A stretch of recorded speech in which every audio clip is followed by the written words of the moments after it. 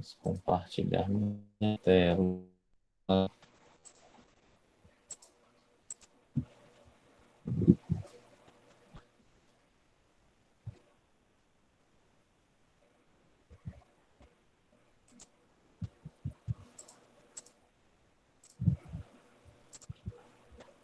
última aparição do lockdown esse semestre.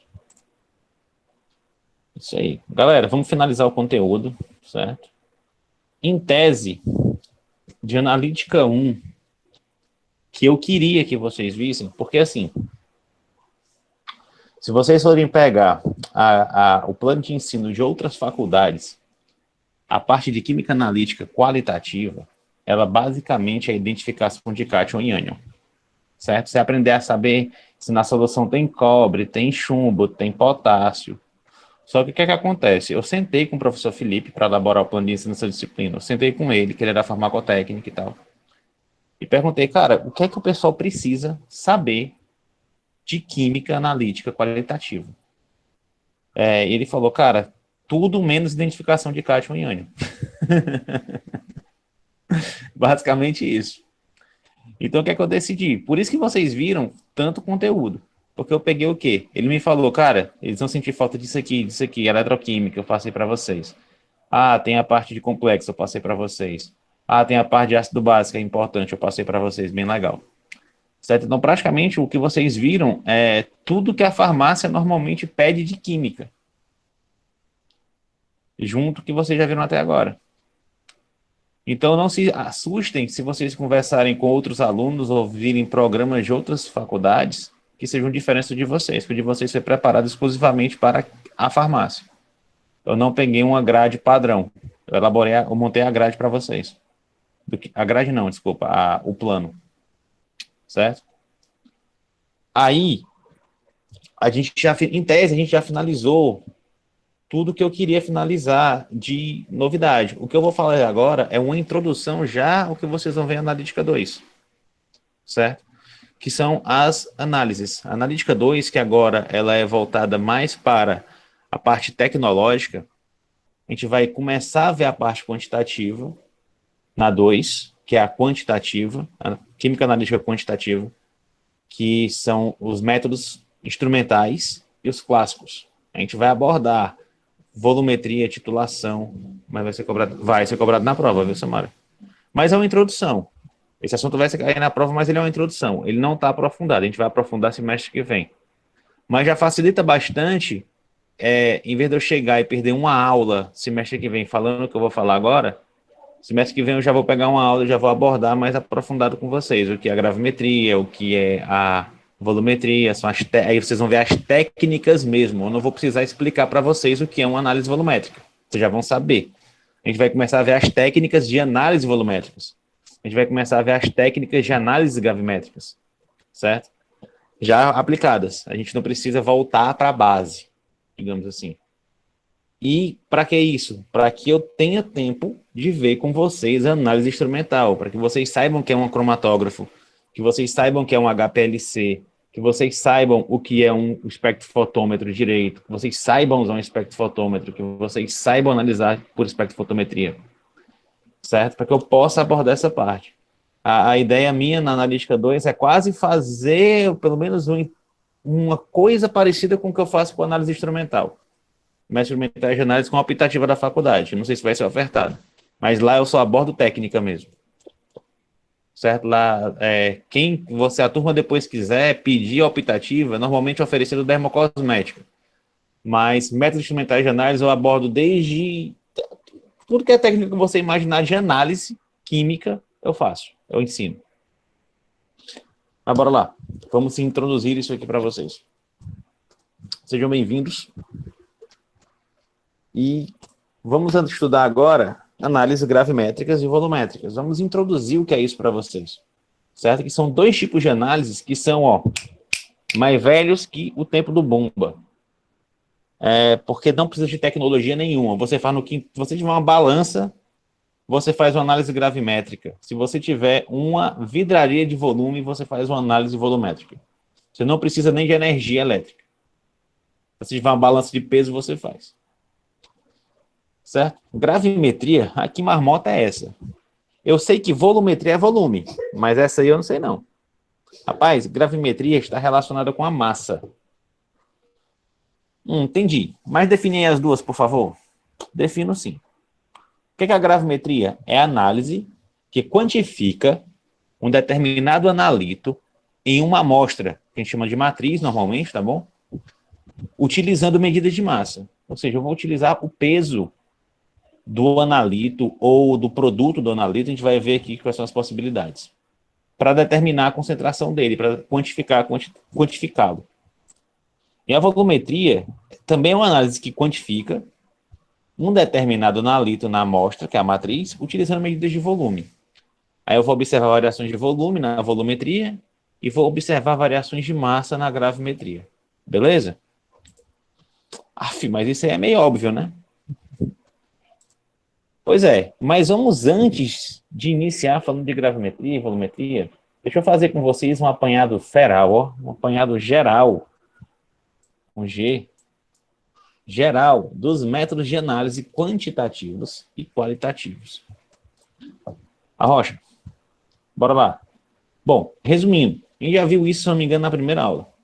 Existem duas classes de análise, certo? São os métodos clássicos, que são aqueles que são de baixa tecnologia. E, por exemplo, são os métodos chamados de via úmida, tá bom? E a gravimetria e a volumetria. Basicamente esses dois são conhecidos como métodos clássicos. E eu tenho os métodos instrumentais, que são baseados nas propriedades físicas ou químicas dos reagentes. Aí tu vai entrar tamanho de partícula, que a gente viu lá em fisicoquímica, comprimento de onda, frequência de onda, certo? Aí eu posso usar métodos eletroanalíticos, eu posso usar métodos espectrofotométricos, eu posso usar métodos cromatográficos para utilizar. E todos esses métodos são instrumentais. Eu preciso de equipamentos, eu preciso de tecnologia, eu preciso de um computador, eu preciso de um detector de elétrons, eu preciso de coisas sofisticadas para fazer. Enquanto que aqui nos clássicos, ó, é só vidro e boa vontade. Aqui eu tenho que ter tecnologia, certo? Obviamente, no método eletroanalítico, a gente vai observar as propriedades elétricas, no espectrométrico, as propriedades ópticas, e no cromatográfico, aí são várias propriedades, tá bom? Isso a gente vê mais aprofundado em Analítica 2. Os métodos instrumentais. Como é que ocorre a separação dos analitos nesse método? Ou a análise qualitativa, ou a análise quantitativa. A separação, pessoal, é por cromatografia ou eletroferese, certo? Eu preciso de um equipamento de cromatógrafo, um cromatógrafo a gás, um cromatógrafo líquido, ou fazer cromatografia por camada delgada, certo? Pronto, não sei se alguém aqui já fez. Alguém aqui já fez exame de gravidez? Ou já ouviu um exame de gravidez sendo feito? Sabe como é que funciona o exame? Pronto. Quando tu pega e coloca a fitinha na urina sobe, né? O que é que ela pega? Ela tá subindo a urina, e se tu tiver o beta-HCG ali, alto na urina, tu vai ter um indicador na fita que vai clarear, certo? Ele vai ter uma cor se tiver o hormônio. Ele é o indicador do hormônio, tu tem a referência. Tu tá fazendo uma cromatografia, certo? Que é visual, é cor. Ali você tá fazendo por afinidade. Eletroferese já é mais específico, é diferença de potencial aqui, mas você também consegue separar o analito. Como é que eu analiso qualitativamente por métodos instrumentais? Comprimento de onda é uma medida qualitativa e as vibrações no infravermelho. Cara, infravermelho, você monta a molécula. Você pega um negócio, puxa, eu nunca vi essa molécula que é nova, acabei de descobrir. Você faz infravermelho, você sabe onde tem água, qual é o tipo de água, se tem carbonila, se tem aldeído, se tem cetona, tudo isso infravermelho diz para ti. Certo? É massa, infravermelho. E análise qualitativa, aí são diversos métodos, tá bom? Instrumentais, a gente pode pegar ionização em chama, a gente pode pegar espectroscopia, espectro de massa, aí tem um monte. Por isso que eu botei diversos métodos, que não era um slide próprio só para métodos instrumentais. É tanto que tem uma disciplina chamada métodos instrumentais de análise. E os clássicos?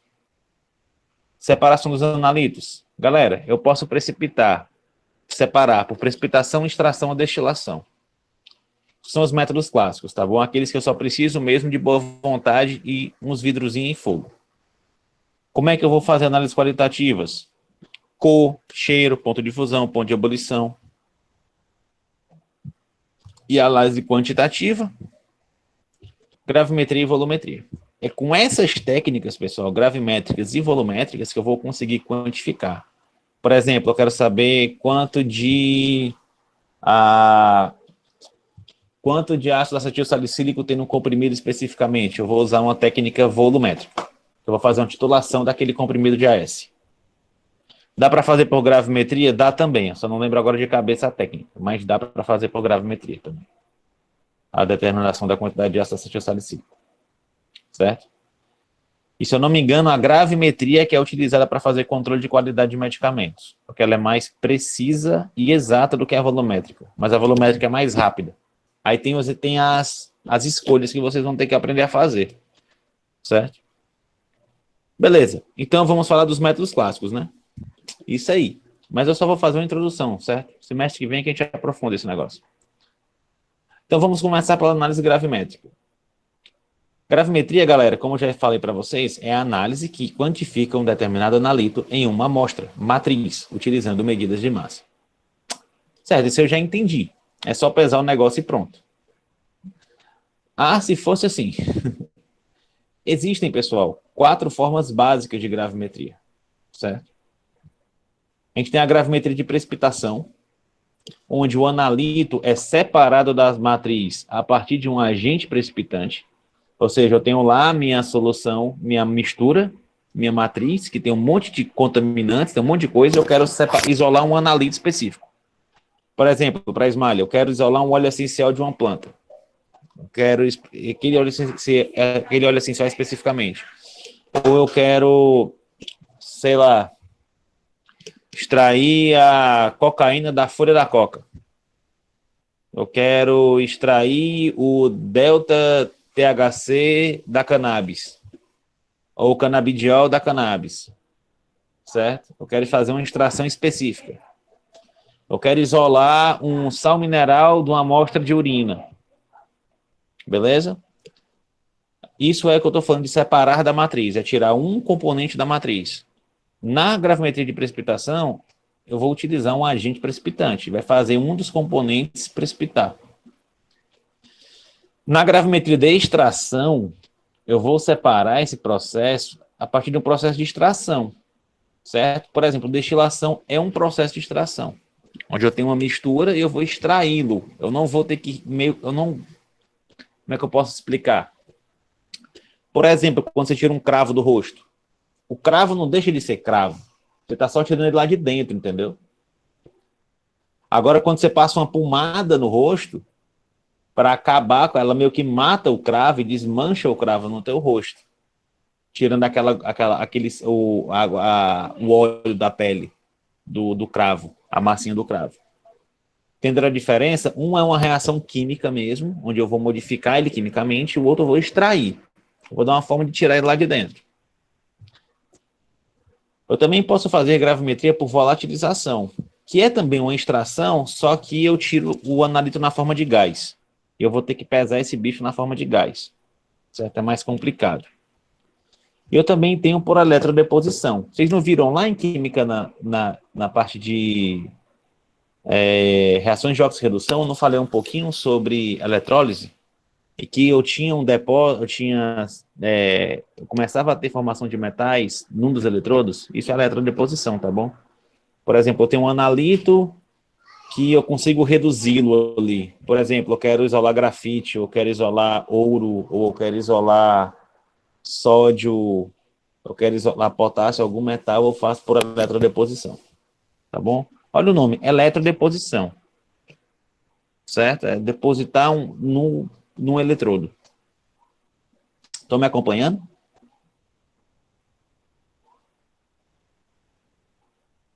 Beleza. Certo. A gente vai abordar dois processos com bem calma, que é o de precipitação, beleza? Precipitação, como é que funciona? Deu trabalho fazer esse slide, viu? Eu pego a minha solução, minha matriz, aqui eu tenho um monte de misturas, e eu vou adicionar um agente precipitante. Que aí, galera, é específico para o que eu quero. Tá bom? É específico para o que eu quero. Eu vou jogar esse agente precipitante aqui dentro, qual é a consequência? Vai precipitar. Vai formar um precipitado. Algo que estava solúvel vai ficar insolúvel e eu vou ter o precipitado acumulado aqui embaixo. Aí eu tenho passos aqui, certo? Eu tenho que filtrar esse negócio agora. Então eu vou pegar e vou fazer a filtração desse bicho. Eu vou agitar ele para que a minha solução, o precipitado, fique todo disperso e vou passar num filtro. Beleza? Eu vou filtrar esse material, ele vai ficar retido aqui no filtro e o líquido vai passar. Pronto, depois que eu tenho esse bicho filtrado, eu vou dar uma secada nele. Às vezes, você precisa fazer alguma transformação química, você vai calciná-lo, aquecer ele para tirar matéria orgânica. Você pode fazer alguns tratamentos, fora lavagens, certo? É comum também você ficar jogando água aqui dentro para lavar o precipitado. Eu vou mostrar já já isso, para você ter mais puro possível. Porque pensa comigo, o que eu vou fazer agora? Eu vou pegar esse cara seco e vou pesá-lo. Aí eu vou ter ali a massa do meu composto, 10 gramas. Galera, essas 10 gramas saiu de onde? Concordam comigo que isso aqui saiu daqui, ó? Eu fiz todo esse processo para achar essa massa que saiu daqui de dentro quando eu precipitei um monolito X? Sim ou não?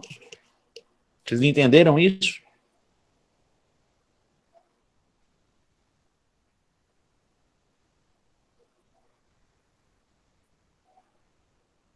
Hein?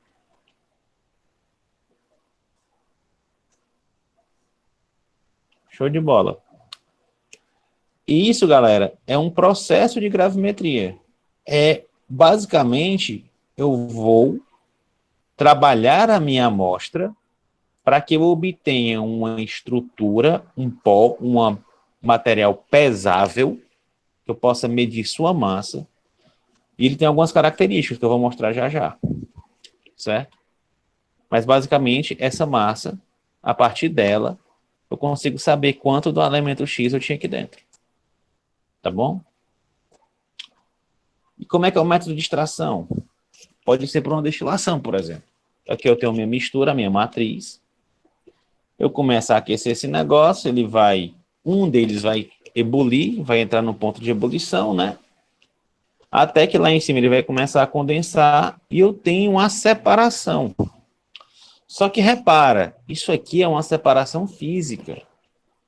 Eu não modifiquei o meu analito, diferente da precipitação. Por exemplo, naquele lá que eu fiz, deixa eu voltar aqui. Nesse aqui, um exemplo disso aqui, por exemplo, se eu tinha aqui íons prata, Ag+, certo? Se esse agente precipitante for um cloro, eu vou formar o seguinte, ó, Ag+, mais Cl-, formando AgCl. Aí eu formaria o cloreto de prata. É esse cloreto de prata que eu pesaria na gravimetria de precipitação. Por quê? Porque eu modifiquei. Certo?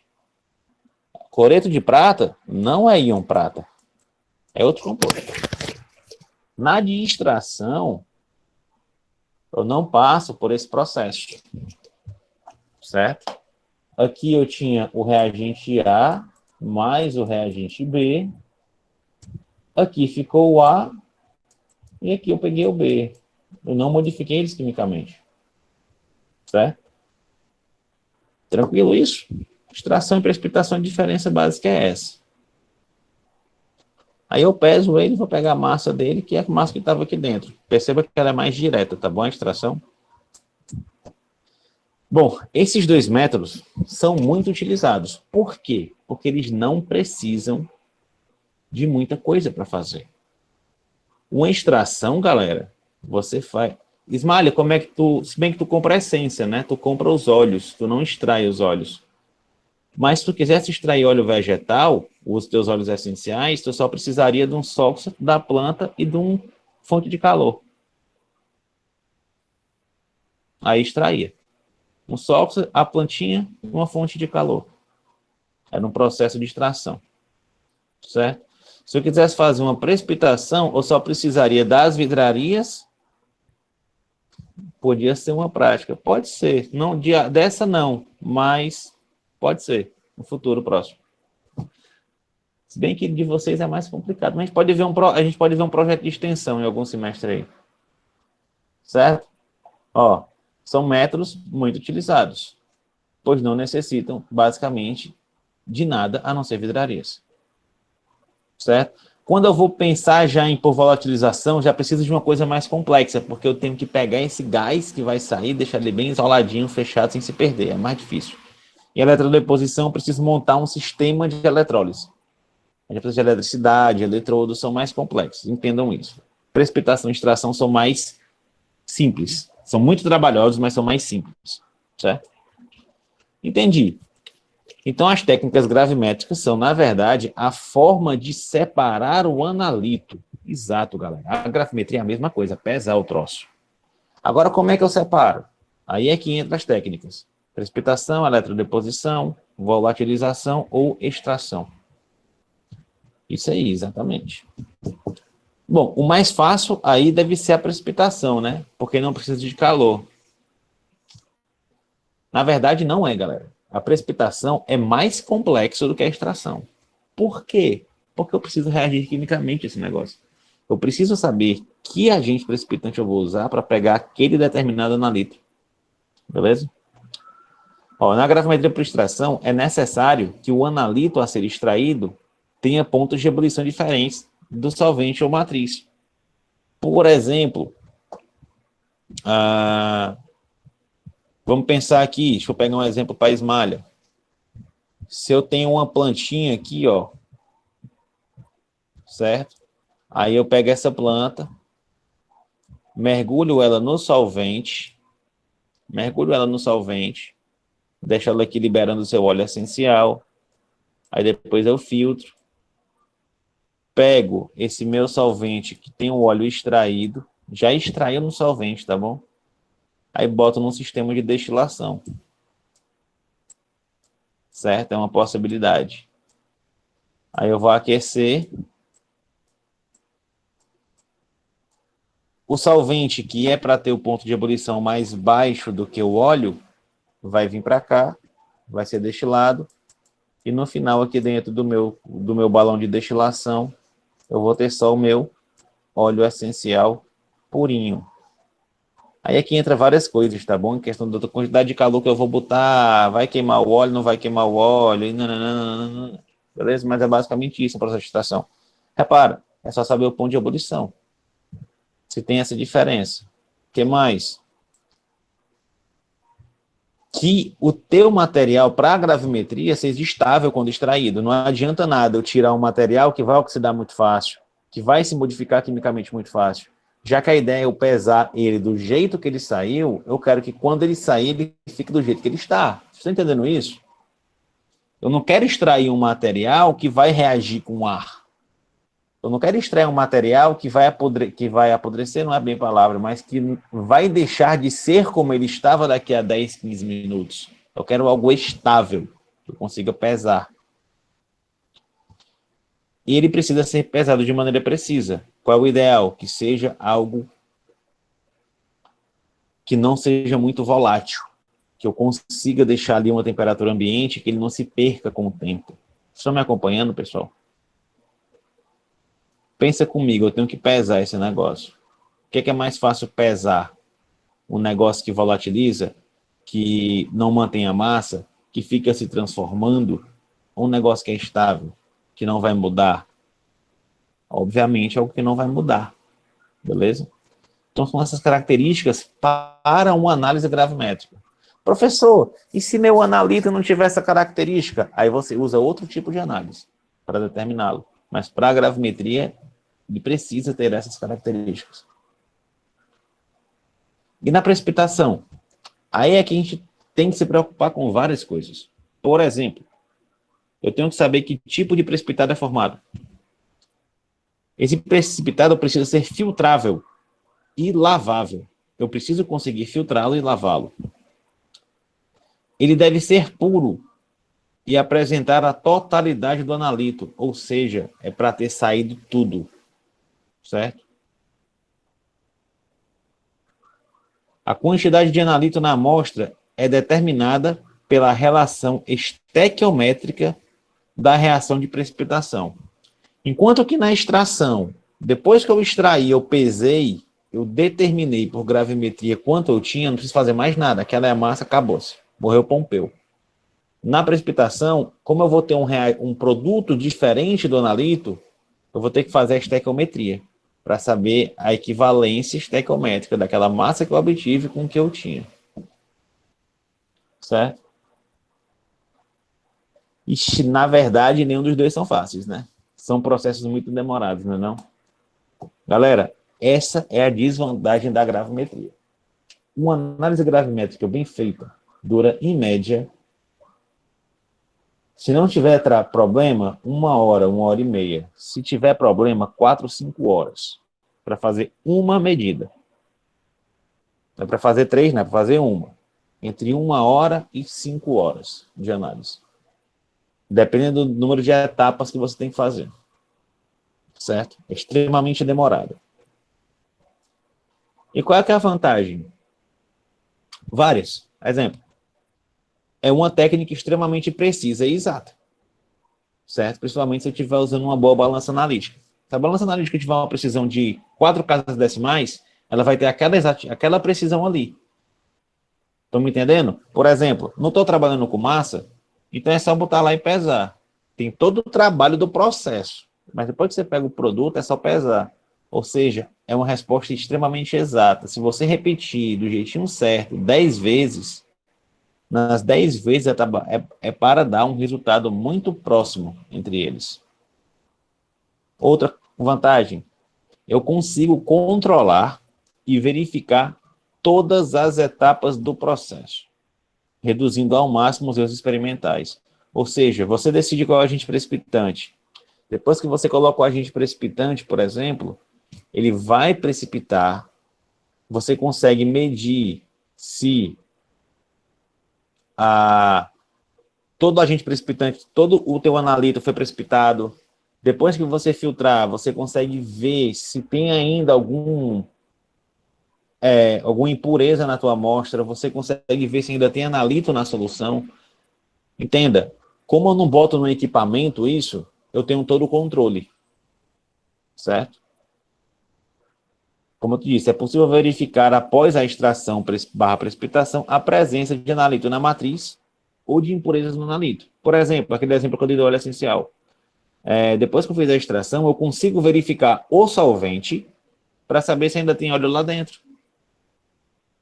Eu consigo verificar no analito, no óleo essencial que eu extraí, por exemplo, se ainda tem solvente. Conseguiram entender? Eu consigo checar todos os pontos. Eu consigo controlar todas as etapas do processo e analisar cada uma delas separadamente. E a principal vantagem é uma técnica absoluta. O que é uma técnica absoluta? O resultado final é o resultado final e pronto. Ele não é comparativo. Ele não é relativo. Certo? Lembra lá, eu acho que eu falei isso para vocês em fisicoquímica. Mas o que é algo relativo? É algo que eu preciso de um padrão para que eu possa ter uma comparação. Por exemplo, eu tenho 1,87 m de altura em relação ao chão, que eu estou em pé. Certo? Se eu subir na minha cama, eu vou ter mais de 2 metros. Certo? Se eu medir do chão, se eu usar o mesmo padrão. Certo? Então, é uma medida absoluta. É a massa. Ela não vai mudar. Ela não tem um grau de comparação. A não ser que tu mude a gravidade. Aí também é putaria, né? Você não vai fazer isso aqui na Lua. Vai fazer na Terra. Enquanto você estiver fazendo na Terra, em qualquer lugar da Terra, a gravidade é 9,8. Certo? E vai ser a mesma gravidade. Aí se for para a Lua, aí o negócio muda de figura. Beleza? Entendi. Dá trabalho, mas vale a pena, é isso? Claro. Agora é o seguinte. Depende da quantidade de amostras que eu vou analisar. Se eu chego, ó, cara, tem uma batelada aqui de 100 amostras para você fazer. Iguais, é para repetir 100 amostras. Eu não vou fazer por gravimetria, eu não estou doido. Eu posso fazer a primeira, se eu quiser, para ter uma ideia do resultado, e depois eu faço outras por outras técnicas, para comparar o resultado, entendeu? Entenderam a diferença? Por exemplo, lá, eu quero saber qual é o resultado mais exato. Eu faço uma gravimetria. Aí eu sei, pá, beleza. Agora eu boto no instrumento que me faça essas 100 amostras em 3 horas e eu comparo o resultado. Já que eu tenho uma técnica muito exata e precisa, que é a gravimetria, eu pego um instrumental que não é tão precisa e tão exata, mas eu consigo ter um grau de comparação. Certo? Bom, eu ainda estou com uma dúvida aqui da gravimetria. Quais essas características do precipitado? Tipo de precipitado. Como assim tipo de precipitado? Existe mais de um? O que diabo é um negócio que é filtrável e lavável? Como assim ele deve ser puro? E tipo, como é que esse negócio da estequiometria? Essas aí mesmo. Como assim tipo de precipitado? Vou explicar para vocês. Seguinte, os precipitados, galera, eles podem ser de dois tipos, certo? Eu posso formar precipitados coloidais, certo? Que são precipitados muito fininhos. Parece, não sei se vocês estão lembrados nas práticas que a gente fez, que quando a gente mexia, que fazia um precipitado branquinho bem fininho, que era sempre o cloreto de prata. Pensem lá nas práticas que fizeram, acho, em físico-química e talvez em química geral, que formavam um precipitado bem branquinho, que não afundava de jeito nenhum, ficava sempre lá, parecia leite. Pronto, aquilo é um precipitado tipo coloidal. Qual é a característica dele? Ele é muito pequeno, as partículas são entre 1 e 100 nanômetros. Galera, para quem não sabe o que é um nanômetro, é o seguinte. Você sabe o que é um metro, né? Um nanômetro é 0,1, 2, 3, 4, 5, 6, 7, 8, 9 metros. Professor, não entendo esse número, não. Ele é 0,001 milímetros. Certo? Ele é 1000 vezes menor que 1 milímetro. Ou seja, é pequeno para um ser. Ok? Qual é a consequência de ser muito pequeno? Primeiro, eles ficam em suspensão constante. Eles não precipitam, eles ficam flutuando, como se fosse água de rio. Água de rio não, água de açude. Você já viu água de açude? Aquela água barrenta, que você sacode, ela sobe. Aí ela demora 2 anos para descer para o fundo. Certo? Tipo lama. E, em consequência de ser muito pequeno, eles atravessam a maioria dos filtros. E lembra, o precipitado precisa ser lavável, filtrável. E se ele atravessa filtro, ele não vai ser filtrável. Vou mostrar isso já já para vocês. O outro precipitado que pode ser formado é o cristalino, certo? Que são sólidos, normalmente têm partículas grandes e são facilmente filtráveis. Galera, como é que eu diferencio? Como é que eu sei se meu precipitado vai ser coloidal ou se meu precipitado vai ser cristalino? Semestre que vem a gente aborda isso aqui com calma, porque tem todo um processo que eu ia demorar muito para explicar aqui, certo? Que é de formação de núcleo, de crescimento de cristal, mas que dá para controlar, dá. Você consegue garantir que o teu precipitado vai ser cristalino para que você possa vir fazer uma análise gravimétrica mais fácil. Beleza? Mas essa é a diferença dos precipitados que eu posso vir a formar. Quanto à filtração. Filtração, vocês sabem o que é, né? Por exemplo, aqui eu tenho um pote. Se eu furar esse pote, encher d'água... Peraí, perdi a sequência. Eu tenho aqui uma jarra, certo? Eu encho essa jarra d'água e tenho uma amostra aqui em cima. O que é uma filtração? É se eu tiver furos aqui nessa barra cinza, não é não?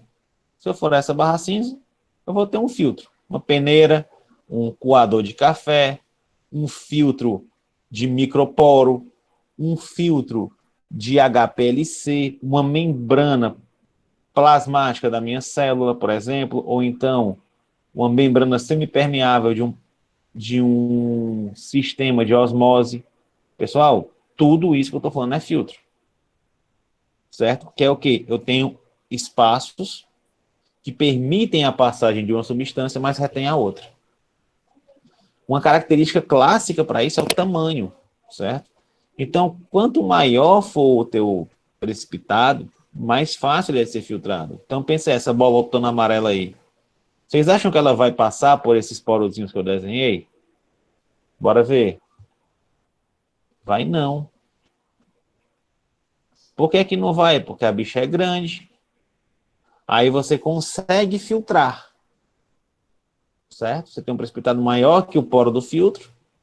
Aí você consegue fazer com que ele fique retido no filtro. Aí você consegue depois pegar esse cara aí, pesar ele. 7 gramas. Porque tu filtrou. O que é que pode acontecer? Se eu tiver precipitados menores, uma das possibilidades é o seguinte. Vai lá, tu tá filtrando, pá, entope. Entupiu a membrana, entupiu o filtro. Meu Deus. Para de descer a água, tu fica ali arrastando a colher no fundo da pedra. Tá fazendo suco de caju. Entupiu a peneira. A peneira é muito fina. E aí, faz o que agora? Nada. Você não vai conseguir analisar isso aqui por gravimetria. Você tem que trocar o filtro. Pegar um filtro com um poro mais fino, poro menor. Ou então dar um jeito de aumentar o tamanho do precipitado, da partícula do precipitado. Mas aqui entupiu. E outro caso é quando a partícula é muito pequenininha, lá para os coloidais. Ó, essa partículazinha rosa aí vai passar batido pelo filtro. Ou seja, o teu analito que era para ficar retido, ele vai embora com o solvente. Certo? Então, para ficar claro, né? Porque que o ideal é que eu tenha um precipitado grande para fazer análise gravimétrica, porque ele é mais fácil de ser filtrado. Quanto a ser lavável, pessoal, tem tudo a ver com a resistência à desintegração, certo? Por quê? Por que eu tenho que lavar um precipitado? Porque depois que eu faço a reação de precipitação, é comum, e é bastante comum, que depois da primeira filtração, eu ainda tenha impurezas. Partes da matriz ficam retidas ali no teu analito. Então, o que é que tu tem que fazer? Concorda comigo que se eu pesasse isso aqui do jeito que está, eu ia estar pesando o meu analito mais uma parte de impurezas? E eu preciso que essa técnica seja bem feita, certo? Para que a massa final seja relativa somente ao analito. Como é que eu vou garantir que esse negócio aqui vai ter somente a massa do meu analito? Lavando. Então, eu pego uma pincetinha com água destilada normalmente, ou com solvente que você está usando para precipitar, e jogo água. Eu vou lavar o meu analito dentro do próprio peneira para poder extrair. Aí eu fico com o meu analito purinho e eu consigo pesar ele, garantindo a pureza do material. E volta lá nas consequências. Eu preciso de um analito puro, de um produto final, de precipitação, por exemplo, que seja bem puro, com o mínimo de impurezas possíveis, para que eu tenha um pouco erro experimental. Entendi. Aí o precipitado fica puro. Exato. O problema, galera, é que nem todo precipitado fica inteiro depois que eu lavo. Existem precipitados que estão tão atrelados nos analitos que quando eu jogo água ele se desintegra. Agora foi. Desintegra. Certo? Por exemplo, tá aqui, eu tenho a mesma condição, certo? Só que quando eu vou lavar, pessoal, o que acontece? Quando eu lavo, eu arranco uns pedaços do analito. E aí, como é que eu vou fazer? Se eu pesar isso aqui que arrancou os pedacinhos, ó, não vai dar a massa do analito. Não vai dar a massa total. Parte da massa, ó, foi embora na lavagem. Que é as pedacinhos amarelos. Arrancou os pedacinhos. E aí? Aí aqui entra todo o estudo que você faz antes. Qual o precipitado que eu uso? Qual o analito que eu uso? Qual o processo de lavagem? Qual o solvente? Estão entendendo? Ou seja, análise gravimétrica é processo, processo e processo. Eu preciso saber o que eu estou fazendo. Qual é a vantagem? Poxa,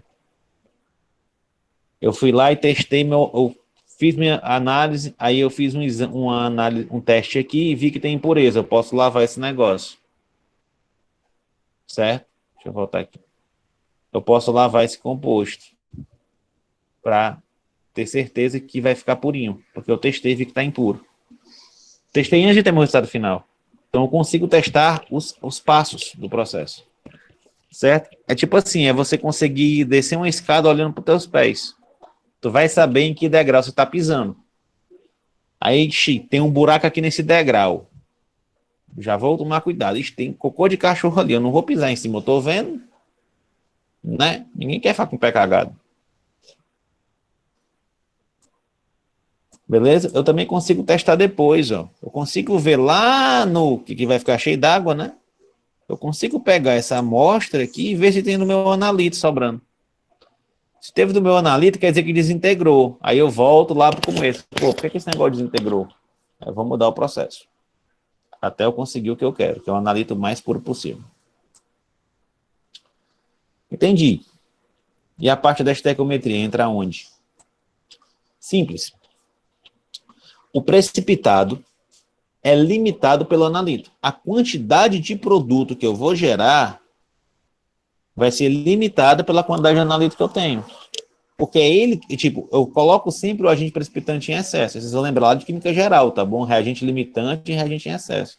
O que o reagente limitante faz? Ele limita a quantidade de produto formado. Então, o precipitado é limitado pelo analito. O analito é o meu reagente limitante. É ele que vai dizer, não tenho mais, acabei, reagi tudo. Então, a quantidade de produto que eu tenho é aquilo ali. Certo? Ou seja, a quantidade de precipitado é proporcional à quantidade de analito. Eu tenho uma relação aqui. Por exemplo, está aqui minha soluçãozinha com nitrato de prata, ó, GNO3. Aí eu uso como agente precipitante o NaCl. Eu vou lá e jogo NaCl dentro dele. Eu vou ter uma reação aqui, galera.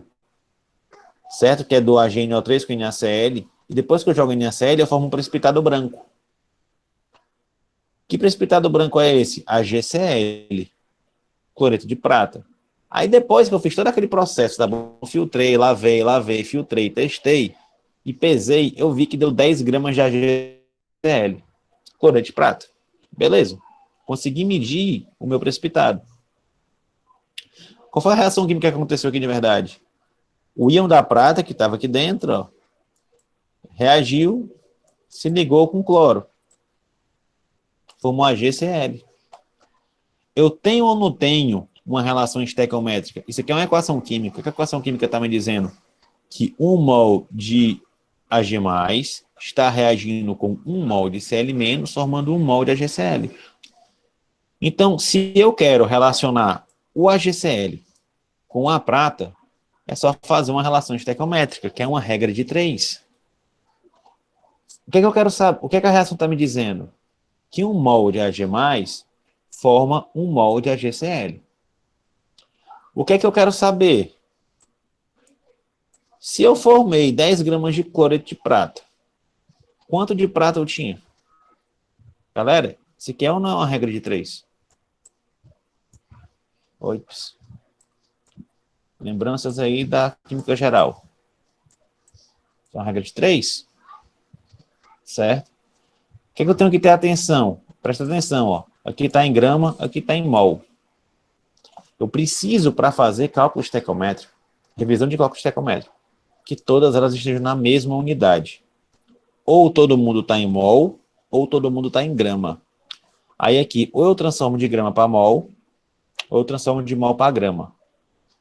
Como é que eu transformo de grama para mol? Eu vou usar a fórmula. O número de mols é igual a massa pelo volume. Pelo volume não. Pelo peso molecular. Certo? É uma forma. Eu transformo isso aqui para mol, depois transformo de novo para grama.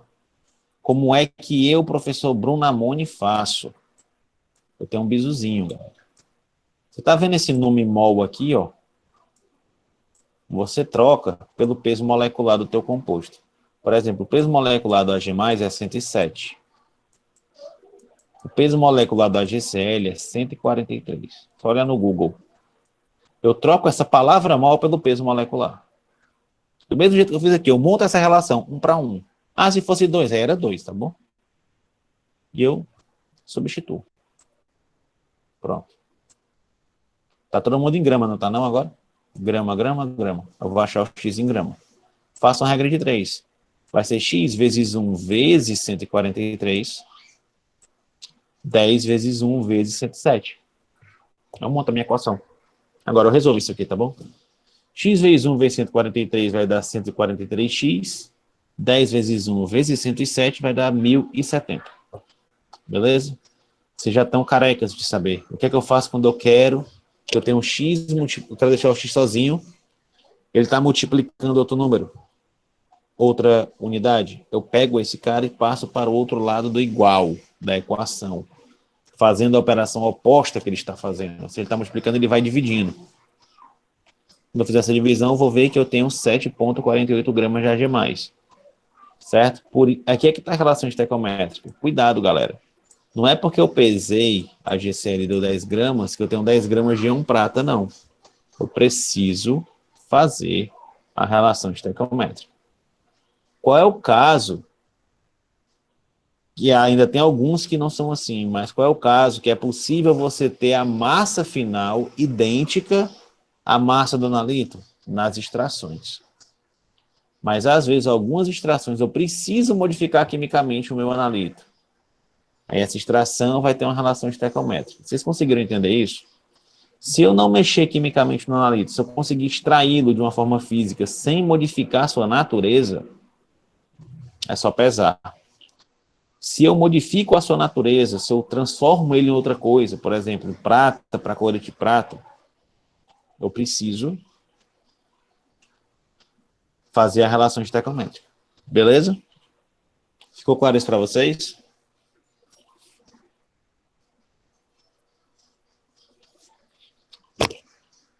Eu entendi.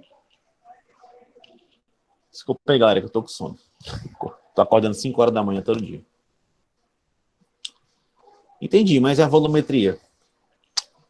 Ah, quase que eu esqueço. Vou falar de volumetria agora. Mesma coisa, tá bom? A volumetria é um dos métodos clássicos. Vai mexer com volume. Esse aqui a gente faz no laboratório.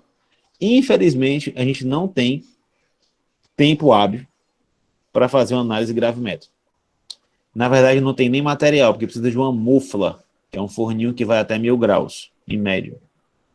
Então não dá para fazer. Mas a gente vai fazer volumetrias. Pode ficar tranquilo. Tanto nessas práticas que a gente vai fazer agora, como principalmente na analítica 2. A gente vai ver as técnicas mesmo de volumetria, na prática, fazendo. Certo? Análise volumétrica, galera, também é conhecida como titulação, vocês já viram, ou titrimetria, que é o nome bonito da titulação, tá bom? É tipo, certo? E é a mesma coisa, titulação, volumetria, titrimetria, é assim, o sistema, pessoal, é basicamente o mesmo. O que é um sistema de volumetria? Eu tenho uma bureta e um Erlenmeyer. Se eu tiver esses dois, eu faço uma análise volumétrica. Eu não preciso de energia elétrica, eu não preciso de nada. Eu preciso de uma bureta e um Erlenmeyer. Certo? Só isso. Mas, cara, dá para fazer tanta coisa, mas tanta coisa com a bureta e um Erlenmeyer que vocês não têm noção. Vão ter. Por exemplo, calma. Vamos primeiro entender os conceitos dessa questão da volumetria, porque tem coisas que têm um nome específico, certo? Por exemplo, eu preciso separar o que é um titulado do que é um titulante. Galera, na bureta, sempre quem vai na bureta, eu chamo de titulante, porque é ele que vai titular. E o titulado, ele vai lá no Erlenmeyer, porque ele vai ser titulado pela bureta. Características. O titulante, ele sempre vai ter a concentração conhecida. Então, vamos lá, você vai fazer, sei lá, um teste para Bayer. Vocês vão trabalhar na Bayer, se Deus quiser. Vão para São Paulo trabalhar na Bayer. Aí o cara chega lá para ti, vai fazer um teste de admissão e pede para tu fazer uma titulação. Deus queira. Pede para tu fazer uma titulação. Aí tu pega lá a tua amostra que não tem a concentração conhecida e taca na bureta. O que acontece? Tchau, filho. Você está demitido. Nem aprovado foi. Por quê, pessoal? Que na bureta só vai quem tem a concentração conhecida. Beleza? Que é o que eu chamo também de reagente padrão ou reagente padronizado. Certo? Que eu conheço a concentração daquele cara. Eu sei exatamente qual é a concentração dele. E no Erlenmeyer, que é o titulado, é onde eu vou colocar a minha substância de concentração desconhecida. É onde eu vou colocar a amostra que eu quero analisar. Eu quero descobrir a concentração dessa solução aqui. Então ela vai na Erlenmeyer. E a que eu conheço na bureta. Pelo amor de Deus, não troquem isso. Certo? Eu já vi gente sendo reprovada em concurso de técnico por causa dessas besteiras. Certo? Ok. Na bureta, quem tem concentração conhecida, no Erlenmeyer, quem tem concentração desconhecida. Mas esse negócio de padrão e padronizado. Seguinte, diferente da gravimetria, pessoal, que é uma técnica absoluta, é só pesar e acabou, a volumetria depende de outros reagentes. Certo? Para eu saber a quantidade de analito. Eu preciso comparar a concentração de um que eu conheço com a concentração do que eu desconheço. Por quê? Porque eu não tenho como determinar de forma absoluta. Não existe um negócio que vai me dizer, pá, a concentração desse analito aqui nessa solução é 20 mols por litro. Eu preciso comparar com alguém, certo? Para isso eu uso um padrão. O que é um padrão? É algo que eu garanta que a concentração é aquela, que vai servir de referência. Aí, pessoal, existem dois tipos de padrão. Um é o padrão primário, certo? O que é um padrão primário? É um composto com alto grau de pureza. Eu compro esse reagente, eu garanto que ele vem pelo menos com 99% de pureza. Um exemplo, NaCl. Se eu pegar o NaCl no laboratório, quando a gente for para a prática, me lembrem de mostrar para vocês, ele é muito puro, ele é 99%. Existem reagentes mais puros que isso, tá bom? Tem como garantir que o reagente tem 99,99% de pureza, só que isso é caro pra caramba. Certo? Quanto mais puro, mais caro. É tipo cocaína, quanto mais pura, mais caro. É um exemplo maravilhoso. Certo? Então, padrão primário, um composto com elevado grau de pureza, para que eu garanta que eu esteja preparando exatamente ele sem muito interferente. Ele deve ser facilmente pesável. Como assim facilmente pesável? É fácil de colocar na balança. Eu pego ele ali e peso sem problema, ele não fica absorvendo água, ele não fica grudado na espátula, ele não fica reagindo com o ambiente, ele é facilmente pesável. Certo? Ele não vai ter água de hidratação, que é da fórmula química, quando tem aquele ponto 5H2O, ponto 2H2O, ou seja, a sua estrutura, a sua molécula só tem o reagente, ele não tem água, ele não é higroscópico. O que é uma coisa higroscópica? Higroscopia é a capacidade de absorver água. Por exemplo, dificilmente separaram isso, mas quando você óxido de sódio e você deixa fora da caixa, fora da vasilha, ele começa a ficar pastoso, ele começa a ficar molhado. Isso é a capacidade de absorver água, certo? Pronto, um exemplo bacana. Vocês já pegaram em gesso, hein? Que está na sombra. Ele é frio ou ele é quente?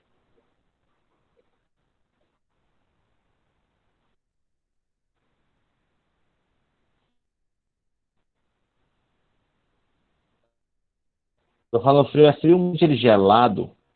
Você sente ele meio molhado, parece que ele jogaram água no gesso, ou ele é sequinho. Se tiver guardado, tá bom, na sombra, se tiver no sol, eu não lembro. Pois quem tiver a oportunidade de pegar no gesso, um gessinho que tiver guardado, certo? Um giz, você vai ver que ele é molhado, porque ele absorve água. É tanto, ó, dica caseira do professor Bruno. Se você tem um guarda-roupa e fica pegando mofo, compra giz. Pica o giz e bota no guarda-roupa. Ele suga a umidade. Certo? Ele é higroscópico pra caramba. Ele tira a umidade do guarda-roupa. E ficar trocando direto, mas ele faz isso. Certo? Ele é higroscópico, ele tem capacidade de ver água. E outra característica do padrão primário é que ele deveria levar da massa molar. Por quê? Para evitar, diminuir, na verdade, o erro de pesagem. Quanto mais pesado ele é, por exemplo, se eu tenho um composto que tem massa molar de 400 gramas por mol, certo? Quando eu for pesar ele, eu vou ter que pesar na faixa de 20 gramas, 30 gramas, para ter uma quantidade satisfatória para fazer uma solução. Se eu tenho um composto que tem massa molar de 18 gramas por mol, eu vou precisar de que tipo de massa? 0,2 grama, 0,1 grama. Aí, obviamente, é mais fácil eu pesar 20 gramas do que eu pesar 0,2 grama. Então, quanto maior a massa molar, mais fácil de ser pesado. E o padrão secundário, que é o outro tipo que eu tenho.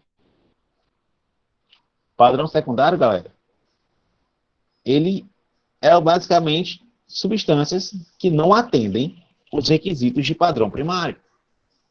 Quer dizer que eu não posso usar, eu só posso fazer técnica analítica, volumétrica, com padrões primários? Não, eu posso utilizar padrões secundários. Por exemplo, hidróxido de sódio, ele é um padrão secundário. Ele é higroscópico pra caramba, hidróxido de sódio, então não está aqui, ele é higroscópico, então essa parte de não ser higroscópico não cabe. Então, hidróxido de sódio, para padrão primário, esquece. Mas o padrão secundário é possível. Qual é a condição? Eu preciso padronizar a sua concentração. Certo? Beleza? Então, o que é um padrão secundário? É um reagente que eu preparo a solução, pego um padrão primário, padronizo esse meu reagente como um padrão secundário. Ou seja, ele é baseado já em um padrão primário e eu vou usar esse padrão secundário para fazer a minha análise. É possível, a gente vai fazer isso na prática. Certo? Normalmente, quando é que eu utilizo isso? Quando a minha reação de análise não tem um padrão primário específico. Quando isso acontece, eu preciso usar um padrão secundário. Por exemplo, a titulação de HCl. Eu quero determinar a concentração de HCl. Para mim determinar a concentração de HCl, eu preciso usar hidróxido de sódio como padrão. Só que hidróxido de sódio é um padrão secundário. Eu preciso padronizar o hidróxido de sódio primeiro com bifitalato de potássio, que é um padrão primário. Como a gente vai ter tempo, na prática é uma das coisas que eu quero fazer com vocês. Eu quero que vocês prepararem a solução de padrão primário, a solução de padrão secundário, padronizar o padrão secundário a partir do primário, aí usar o secundário para quantificar a quantidade de ácido no comprimido de AS. É massa, galera. É divertido pra caramba. Só cansa o braço de ficar mexendo o Erlenmeyer. Entendi. Se eu errar a concentração do titulante, eu erro a análise. Exato. Na análise volumétrica, eu não posso errar a concentração do titulante.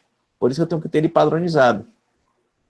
Já que eu tenho uma relação estequiométrica entre a concentração do titulante e a concentração do titulado. Certo? Pessoal, para que eu possa fazer uma análise volumétrica, eu preciso seguir os seguintes quesitos. A reação deve ser simples. Eu não posso ter uma reação complexa de várias etapas. Eu tenho que ter A mais B formando C. Acabou. Tem que ser rápido isso. Tem que ser simples. E tem que ter estequiometria conhecida. Eu tenho que saber qual é a relação estequiométrica. Eu tenho que saber quantos mols de reagente vão formar quantos mols de produto. Porque eu vou ter que usar essa relação depois. A reação tem que ser rápida. Cai uma gota do meu titulante, a reação tem que acontecer na hora. Não adianta cair uma gota, a reação demora 5 minutos para acontecer. Aí cai outra gota, mais 5 minutos. Ah, meu filho, haja o saco. Certo? De cada gota é 5 minutos esperando, então a ideia é que uma gota reagiu ali na velocidade.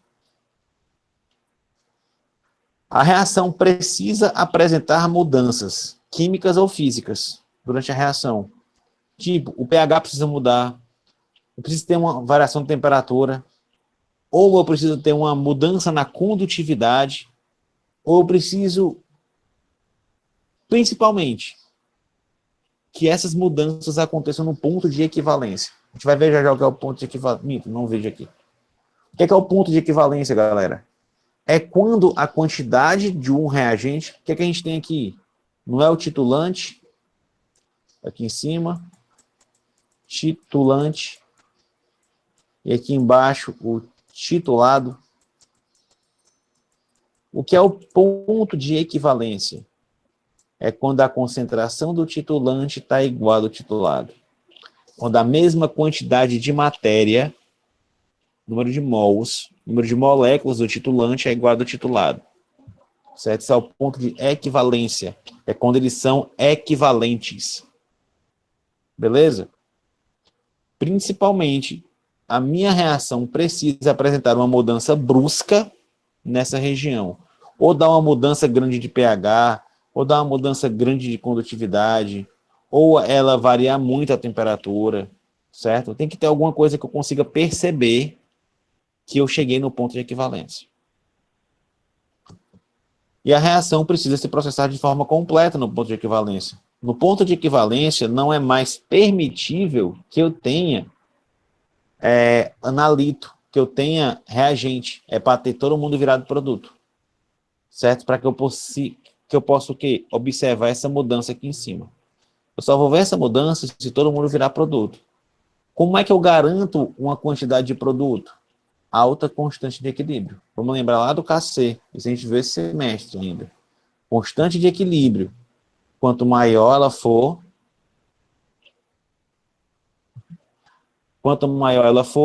mais produto é formado. Então, alta constante de equilíbrio, eu deveria ter botado elevada, garante a formação de produtos, certo? Que pega esse quesito aqui. Ou seja, são 4 quesitos. A reação conhecida e simples, rápida, que apresente alguma mudança significativa no ponto de equivalência, em alguma propriedade física ou química, e que tenha uma grande quantidade de produtos formada, uma alta constante de equilíbrio químico. Certo. Mas que tipo de reação? Tem que ser um tipo de reação específico? Sim e não. Certo? Existem diferentes análises volumétricas. Elas vão depender do quê? Da reação que vai acontecer entre o titulante e o titulado. Certo? Por exemplo, se eu tenho uma reação ácido-base, onde o titulante é um ácido ou uma base, o titulante é uma base e o titulado é um ácido, qual é a reação que acontece entre um ácido e uma base? Uma reação de neutralização. Então, eu chamo isso de volumetria de neutralização. Certo? Que quando eu tenho um ácido reagindo com a base. Eu também posso ter uma volumetria de precipitação, que é quando durante o processo de análise, a reação que se dá entre o titulado e o titulante forma um precipitado. Certo? Então, eu tenho uma precipitação. Volumetria de oxirredução é quando a reação que ocorre entre o titulante e o titulado é uma reação de oxirredução. Por exemplo, o titulante caiu no titulado, uma gota, o titulado vai reduzir e o titulante vai oxidar. Vai ter uma reação de oxirredução ali. Ou de complexação, que a gente viu que é complexo, né? A gente já sabe. Que, por exemplo, é EDTA com cálcio. Eu vou lá gotejando cálcio e o EDTA vai complexando o cálcio. Bateu, ele complexa. Certo? Se forma complexos, eu estou falando de volumetria de complexação. Então, galera, isso aqui para classificar é moleza. É só olhar o que está acontecendo. É complexo? Complexação. É reação de redox? Oxirredução. Está formando precipitado? Precipitação. É um ácido e uma base? Neutralização. É assim que eu vou diferenciar. Espera aí. Se são reações diferentes, não é tudo diferente, não? Pior que não, cara. Que bom, né? Na verdade, não é pior. Que melhor que não. O princípio, pessoal, é o mesmo. O princípio de toda análise volumétrica é a mesma. O que é que eu faço? Vamos pegar como exemplo aqui a volumetria de neutralização. Eu pego uma bureta, encho com o meu titulante, certo? hidróxido de sódio, por exemplo. Pego o meu Erlenmeyer, que está cheio de HCl. Lembra que eu falei para vocês que eu preciso ter alguma indicação, a variação de alguma propriedade física para que eu perceba a chegada do ponto de equivalência? Pois é, uma das formas de fazer isso, a mais usada de longe, é o uso de indicadores. Algo que vai mudar de cor, principalmente mudar de cor. Aqui no caso eu vou usar a fenolftaleína, que é um indicador ácido-base. Que ela é bacaninha, ela é transparente no ácido e ela é rosa-choque na base. Certo? Ela se revolta quando fica alcalina, ela fica rosa-choque. Então o que eu faço? Eu vou gotejando no material, até que a reação fica rosa. Por que a reação ficou rosa? Porque eu cheguei no ponto de equivalência. O que é o ponto de equivalência? É quando a mesma quantidade de HCl com a mesma quantidade de NaOH. É quando as concentrações são equivalentes. É quando o número de mols, o N é equivalente. Aí eu vou ter que fórmula aqui que eu vou usar, pessoal, a fórmula mais besta do mundo. M1V1 igual a M2V2. Semestre que vem vocês vão criar abuso dessa fórmula. A gente vai usar muito. Por que eu posso fazer isso? Por causa da equivalência. Como eles são equivalentes, eu posso usar essa fórmula. Beleza? Bom, esses indicadores de ácido base, pessoal, eles mudam de cor quando a reação se completa. Por exemplo, tá aí uma tabela de mudança de coloração. Um indicador, timolftaleína. Quando o pH está entre 9 e 10, ele vai de incolor para azul. Fenolftaleína, de incolor para rosa. Vermelho de metila, quando o pH está ácido, 4.4 a 6.2, vai de vermelho para amarelo. Aí eu espero que vocês estejam lembrando que é um pH. Certo? A gente vê esse semestre ainda, que é pH. Certo? Mas e as outras técnicas que não são ácido base? Só um minuto, pessoal. Pois vai lá, ficar de outro lado para cá, que o papai está dando aula, vá. Minha mãe me deixa, vamos lá. Não, o papai está trabalhando agora. Vamos lá, pá, você que tem que falar. Não, não posso, vá, eu estou dando aula. Você que tem que falar com ela. Eu não posso, e agora? Vá para lá, vá. Não, o pessoal tá todo mundo estudando. Vá para lá, vá. Não, eu vou ter que brigar. Ei, papai, eu sei que Tá, tchau. Desculpa aí, galera. eu vou trocar com minha mãe. Mamãe tá ficando chateada, viu? Ah, mãe, Mariana, eu estou trabalhando, eu vou ter que brigar com você? Pronto. Certo. Mas e as outras técnicas que não são ácido e base? A gente vai utilizar indicadores apropriados para elas. Por exemplo, na neutralização, indicadores ácido-base, fenolftaleína. Na precipitação, dicromato é um indicador. Na oxirredução, permanganato é um indicador. Na complexação, o negro de areocúmulo T. São indicadores específicos para cada tipo de reação. A gente vai ver esse semestre que vem. Então, esse negócio de sair gotejando e ver as cores mudando. Basicamente isso. Mas tem maneiras de fazer isso, tá bom? Existem 3 métodos para finalizar, certo? Existem 3 métodos que são muito comuns de fazer. Que são titulação direta. Titulação direta é o quê? Basicamente, eu boto o padrão na boreta e o titulado na Erlenmeyer. Aí eu vou titular e já vai dar a equivalência dali, certo? A reação é aqui, é eu entre o que está na boreta e o que está na Erlenmeyer. Eu não preciso fazer mais nada, é só titular. Titulação direta. Certo? Por exemplo, a neutralização. Existe também, pessoal, as indiretas, que é o quê? Não sei quem ficou bagunçado. Certo? O analito é reagido com outro composto. Então, eu pego o meu analito que eu quero analisar, eu faço uma reação, certo? Para gerar um produto, e esse produto vai ser titulado. Ou seja, eu não titulo o analito direto, eu titulo um produto de uma reação daquele analito. Certo? Ou seja, eu acabo por determinar a concentração do analito de forma indireta. Por exemplo, eu tenho aqui um analito A, beleza? Aí eu jogo lá um reagente B, faço uma reação, A mais B formando C, e eu vou titular o analito C. Se eu souber a concentração de C, por relação estequiométrica, eu encontro a concentração de A, tá bom? Eu consigo relacionar. Exemplo disso está aqui, ó. É a forma de eu identificar iodo. Uma das reações de iodo. Porque a reação direta com iodo é difícil. Certo? Ela tem alguns probleminhas técnicos. Mas quando eu pego o iodeto, reage com cobre, formo iodo, eu consigo titular o iodo. Aí eu determino o outro reagente a partir do iodo. Certo? É esse esquema aqui. Titulação indireta. E a última, a titulação de resto ou de retorno. Certo? Esse mesmo nome. Que é basicamente o seguinte, eu vou pegar uma solução padrão de concentração conhecida e vou jogar em excesso no meu analito. Para quê? Para que eu garanta que vai sobrar da minha solução padrão e que todo o analito vai ser reagido. Aí eu vou determinar a concentração pela diferença. Certo? Ó, o excesso dessa solução padrão é titulada por outra solução padrão.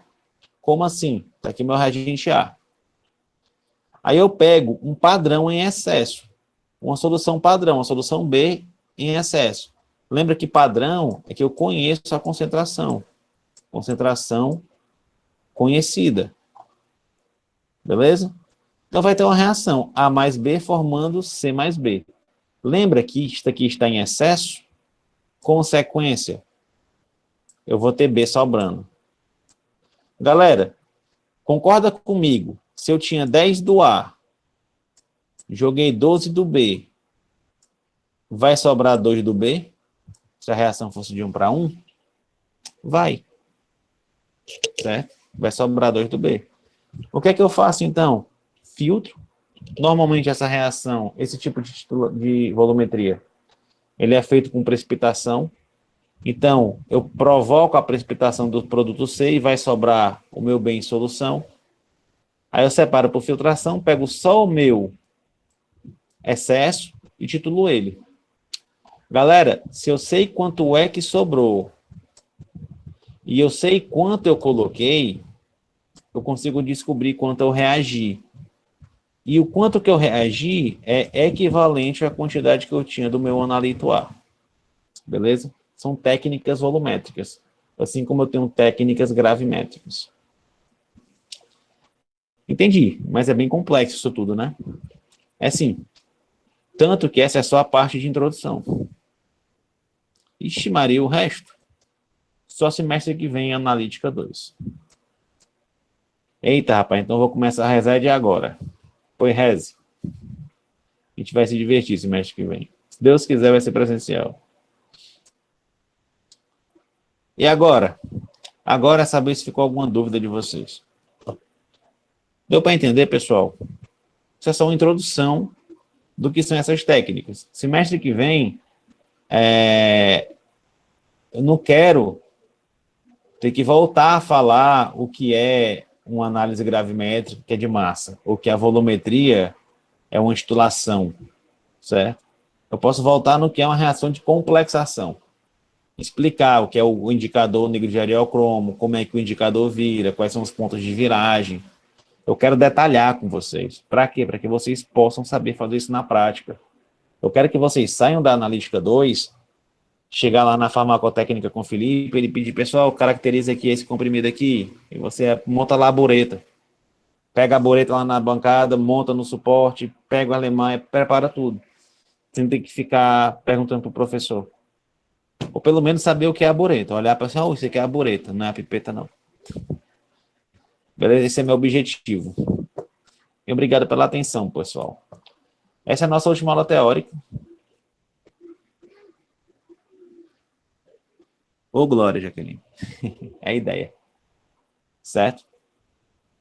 E essa é a nossa última aula teórica. A nossa próxima aula é prática. Infelizmente, só tem 3 pessoas aqui. Eu pensei que estava todo o grupo aqui, porque eu ia me despedir, porque muita gente eu não vou ver. Pensei que não vai poder ir para a aula teórica. Prática. Mas, não sei se aqui tem alguém que eu não vá ver mais. Se tiver, Fica gravada. Pessoal que não veio, que está assistindo gravada, estudem, vocês têm um mês para prova. Certo? Pessoal que vai fazer a aula prática comigo até quarta-feira. Nos encontramos no laboratório de química da FVJ à tarde. Pra gente brincar de química. Beleza? E até quarta, Ismalha.